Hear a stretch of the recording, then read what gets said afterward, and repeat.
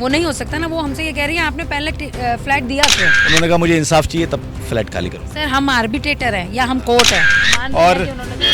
और 50,000 मेरे को शिफ्टिंग के लिए चाहिए होंगे। हम एक साधारण लोग हैं जिन्होंने अपना फ्लैट किराए पे दिया है। लड़ाई होगी तो वो हमारे फ्लैट को क्या धर्मशाला बना के रहेंगी? फ्री में वो रह रही हैं, फ्री की बिजली यूज कर रही उनके हैं। गार्डन कहे में तो हम उनको फ्री में खाना भी भिजवा दें। पहले जहाँ जहाँ रहती थी सब जगह ऐसे ही विवाद क्रिएट किया है उन्होंने। सारे मकान मालिकों के साथ विवाद क्रिएट किया।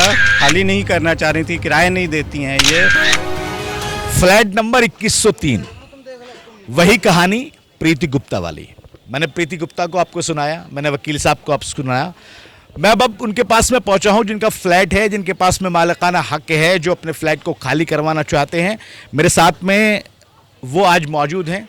थोड़े से इनकी आंखों में दिक्कत है, इसलिए बमुश्किल यहाँ तक पहुँच पाए हैं। बातचीत करने की कोशिश करते हैं। सर पहले आपका नाम बताइए, आपका नाम क्या है? मेरा नाम राजेश रोहतगी है। राजेश जी, कब आपने वो फ्लैट दिया प्रीति गुप्ता को किराए पर? कितने महीने का आपका एग्रीमेंट था? 11 महीने का था या ज़्यादा का था? किन शर्तों पे दिया, क्या था? मैंने पिछले साल अप्रैल में प्रीति गुप्ता को फ्लैट किराए पे दिया था।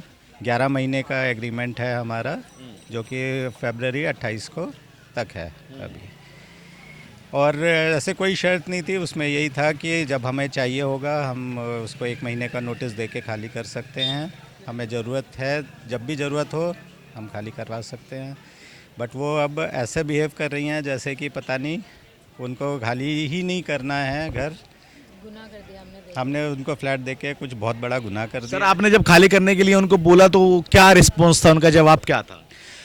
हमने खाली करना था, दिसंबर में उनको बोला था। उस समय हमारी माताजी की बहुत तबीयत ख़राब थी, तो उनको जब बोला खाली कराने के लिए कि हमें माताजी को शिफ्ट कराना है यहाँ पे, तो उन्होंने कहा कि मैं तो खाली नहीं कर सकती, मेरे को खाली कराने के लिए बहुत पैसे चाहिए होंगे, आप क्या 1 लाख रुपए दोगे? तो ऐसी ऐसी अजीब अजीब बातें करने लगी। तब से वो सोसाइटी में तो उनका वाद विवाद चल ही रहा था सबसे। ज़बरदस्ती को वाद विवाद कर रही थी वो, सोसाइटी में तोड़फोड़ कर रही थी, जिससे कि हम पे प्रेशर बने कि हम खाली कराएं और वो हमसे पैसे मांगे कुछ किसी न किसी रूप में। 1 लाख रुपए किस चीज़ के मांग रही हैं वो? पता नहीं, वही जाने। हमें खाली करने के लिए लगेगा। आप कौन हैं? मैं इनकी धर्मपत्नी। आप इनकी वाइफ हैं? जी। अच्छा, तो क्या किस चीज़ के लिए पैसे मांग रही हैं? 50,000 नहीं, जो उनका ये ब्रेकअप दिया था कि 50,000 जो तोड़फोड़ की है उन्होंने, उसकी भरपाई करनी है मेरे को, उसके लिए 50,000 दो आप। और 50,000 मेरे को शिफ्टिंग के लिए चाहिए होंगे। ऐसे करके ब्रेकअप करके बोलिए 1 लाख रुपए आप दोगे खाली कराने के मैं लिए। आपको चेक दे देती हूँ। और आप आपका नाम क्या मैम? मैं ओनिका रोहतगी। अच्छा जी। हम दोनों के नाम पे ही फ्लैट है, हम दोनों ने ही दिया था फ्लैट। और अब वो ये ऐसा बिहेव करती हैं फ़ोन करके कि आपसे मीडिया के थ्रू ही बात करेंगे हम, और आपने हमें फ्लैट दिया क्यों? फ्लैट देना कोई गुनाह हो गया? अगर कोई फ्लैट किसी को किराए पे दिया जाता है तो वो मतलब ज़िंदगी भर के लिए, जैसे आप टैक्सी अब ऊबर लेते हैं तो आप उस पर बैठ जाएंगे तो वो आपकी हो जाएगी क्या? वो नहीं हो सकता ना। वो हमसे ये कह रही है आपने पहले फ्लैट दिया क्यों? ये क्या जवाब हुआ या क्या आंसर क्वेश्चन हुआ इस बात का कि फ्लैट दिया क्यों? फ्लैट कब जाना चाहती हैं और मतलब कुछ नहीं और है, और मतलब वाद विवाद चाहती हैं। बढ़ा के और कुछ नहीं करना चाहती हैं। पहले भी कोई कानूनी प्रोसेस चल रहा है इसमें? नहीं सर, हम तो अभी साधारण, हमारा 28 तारीख को खत्म हो रहा है, जैसे आम आदमी करता है वैसे कर देंगे। खाली कराने के लिए नोटिस दिए हुए हैं हमने। हमने बस। अच्छा, मैंने उनका इंटरव्यू किया था, उन्होंने कहा कि सोसाइटी के 70 लोगों ने मेरे साथ मारपीट की। सर मैम आप नहीं मैम सुन लीजिए 1 मिनट। उन्होंने कहा 70 लोगों ने मारपीट की। मैंने बहुत सिंपल सवाल पूछा कि आप फ्लैट खाली क्यों नहीं कर रही हैं जब मकान मालिक करवाना चाह रहा है? उन्होंने कहा मुझे इंसाफ चाहिए तब फ्लैट खाली करूँ। सर हम आर्बिट्रेटर हैं या हम कोर्ट है या हम प्रशासन है। हम एक साधारण लोग हैं जिन्होंने अपना फ्लैट किराए पे दिया है, जिसके लिए हम किराया लेते थे और वो भी नहीं दे रही हैं। वो जिनसे चल रहा है आप उनके विरुद्ध लड़ते रहिए, जो करना है करिए। जरूरी है यहाँ रह के आपको पूरे करना नोएडा है। से उनकी लड़ाई होगी तो वो हमारे फ्लैट को क्या धर्मशाला बना के रहेंगी?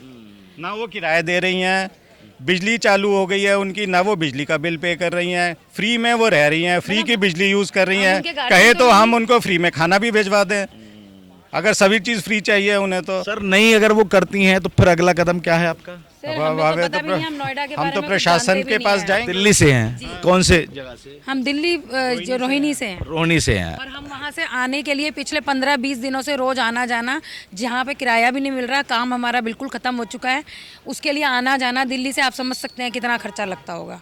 वो ये कहती हैं आपके पास तो है रहने को, अगर हमारे पास रहने और खाने को है तो हम उनको क्या धर्मशाला बना के दे दें अपना घर? हमने उनका ठेका लिया हुआ है। हमने उनसे 11 महीने का कॉन्ट्रैक्ट किया था। हमने 10वें महीने उनसे कहा कि आप खाली कर दीजिए, जो प्रोसेस होता है। हमें तो यही प्रोसेस पता है, बाकी यहाँ नोएडा का प्रोसेस हमें पता नहीं प्रशासन क्या सब जगह का एक ही प्रोसेस है। जो एग्रीमेंट आपने किया है उस एग्रीमेंट तक अगर आप रहना चाहें तो उससे पहले भी करवा सकते हैं, लेकिन एग्रीमेंट के अकॉर्डिंग आपको खाली करना कर रहे हैं, एग्रीमेंट के अकॉर्डिंग ही उनको आप ये करिए ना, अलग अलग नहीं होता है। हाँ, हम तो एग्रीमेंट के अकॉर्डिंग ही उनसे कह रहे हैं खाली करो, हमें जरूरत है, हमें आना अगर उनका है, किसी से मजबूरी भी है। विवाद है। अगर आना है तो हम क्या नहीं आ सकते अपने घर में? बिल्कुल नहीं, किसी का उनका किसी XYZ किसी से भी विवाद है, हम ना उन्हें शक्ल से जानते, ना हम उन्हें नाम से जानते, ना हम उन्हें फिजिकली जानते। हम सिर्फ ये जानते हैं कि हमारा फ्लैट उस स्टेट में है और वहाँ पे 70 लोग रहते हैं कि 75 लोग रहते हैं कि 500 लोग रहते हैं।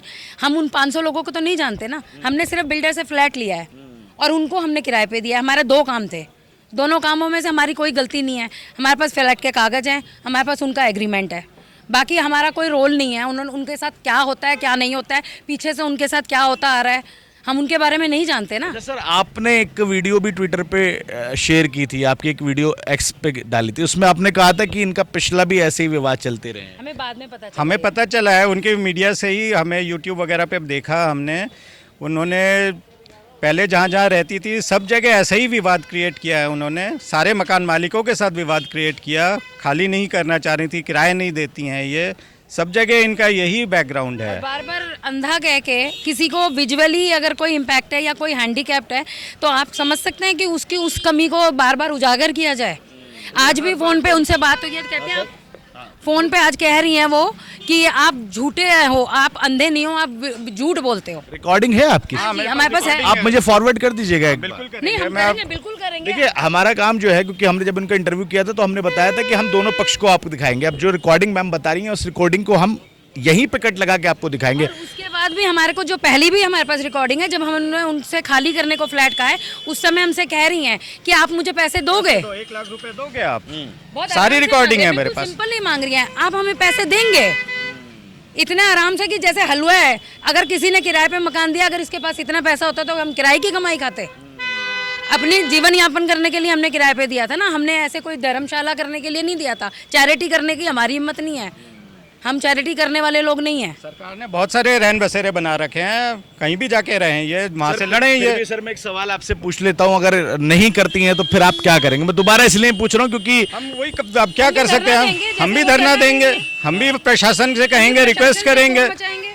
वो सिर्फ शोर मचा रही हैं, पुलिस थाने जा रही हैं, जंतर मंतर जा रही हैं, हम भी वही करेंगे। हम भी वही शोर करेंगे। अगर वो अबला नारी हैं तो क्या हम बेचारे नहीं हैं? हम हैंडीकैप नहीं हैं, वो तो अबला नारी हो गई। और हम हैंडीकैप होते हुए भी हमारे हस्बैंड को ये ऐसा बोल रही हैं। वो अगर कोई डिग्निटी से जीना चाहता है तो उसको बार बार अंधा कहा जाएगा? क्यों कहा जाएगा? वो हम उनसे पैसे मांग के तो नहीं खा रहे ना, हम अपना हक का खा रहे हैं। हम किसी के आगे भीख नहीं मांग रहे कि हमारे को दो। हमारे पास जो है हम उससे खुश हैं, कम हो चाहे ज़्यादा हो। सर ठीक है। मैं देखिए, ये वही दंपति हैं जिनका फ्लैट जो है वहाँ पे है 2103 नंबर, जिसकी कहानी मैं आपको बता रहा हूँ। इसमें एक अहम कड़ी और है, अविनाश, जो कि मेंटेनेंस में है। उनकी भी मैं कोशिश करता हूँ कि उनके पास जाऊँ, क्योंकि उनके ऊपर भी बहुत सारे इल्ज़ाम लगे और इल्ज़ाम ये भी लगे कि 70 लोगों ने मारपीट की, क्या क्या हुआ, कानूनी चीज़ चल रही है, उन तक भी पहुँचने की कोशिश कर रहा हूँ। इससे पहले मैंने उनका इंटरव्यू दिखाया और अब मैंने इनका इंटरव्यू दिखाया। दरअसल इनको आंखों में दिक्कत है, परेशानी है, लेकिन बार बार इनको अंधा कहना ये इंसानियत के भी खिलाफ है। और आप अगर देखिए तो आपका मौलिक अधिकार बनता है कि आपने अगर फ्लैट लिया तो खाली कर दीजिए। इनकी ये समस्या है। तो मैं कोशिश करता हूँ अविनाश जी से भी टच में जाने की और उनको दिखाने की, सुनाने की कि आखिर वो उनका पक्ष है क्या। नोएडा से नाउ नोएडा के लिए कैमरा पर्सन प्रिंस के साथ अफी हिंदुस्तानी।